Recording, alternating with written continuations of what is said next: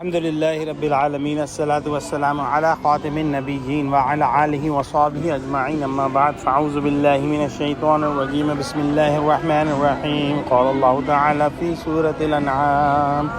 ذلك أن لم يكن ربك مهلك القرى بظلم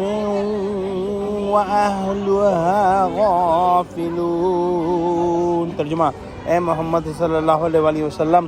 یہ جو پیغمبر آتے رہے اور کتابیں نازل ہوتی رہیں تو اس لیے کہ تمہارا پروردگار ایسا نہیں کہ بستیوں کو ظلم سے ہلاک کر دے اور وہاں کے رہنے والوں کو کچھ بھی خبر نہ ہو۔ پچھلی آیت کے اندر ہم نے پڑھا کہ اللہ سبحانہ وتعالی نے انسانوں اور جنوں کو بتایا کہ قیامت کے دن جب تم ہمارے سامنے آؤ گے اور ہم تمہیں جتلائیں گے کہ تمہارے پاس تم ہی میں سے پیغمبر نہیں آتے رہے جو میری آیتیں تم کو پڑھ پڑھ کر سناتے اور اس دن کے موجود ہونے سے ڈراتے تھے، اور وہ سب اقرار کریں گے کہ بے شک ایسا ہوا تھا اور خود اپنے اوپر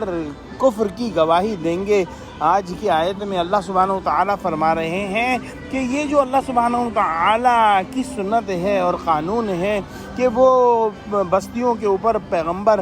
بھیجتا رہا اور وہ کتابیں لاتے رہے اور اللہ سبحانہ وتعالی کی آیتیں نازل ہوتی رہیں اور ان تک پہنچتی رہیں، یہ اس وجہ سے تھا کہ اللہ سبحانہ وتعالی کی طرف سے حجت کامل ہو جائے اور کوئی یہ نہ کہہ سکے کہ ہمارے پاس تو میسج پہنچا ہی نہیں، ہمیں تو پتہ ہی نہیں تھا کہ صحیح چیز کیا ہے غلط کیا ہے۔ لہذا خدا کی عادت نہیں کہ بدون آگاہ اور خبردار کیے کسی کو اس کے ظلم و عصیان پر دنیا یا آخرت میں پکڑ کر ہلاک کر دے، اسی لیے رسول اور نذیر بھیجے کہ وہ خوب کھول کر تمام جن و انس کو ان کے بھلے برے اور آغاز و انجام سے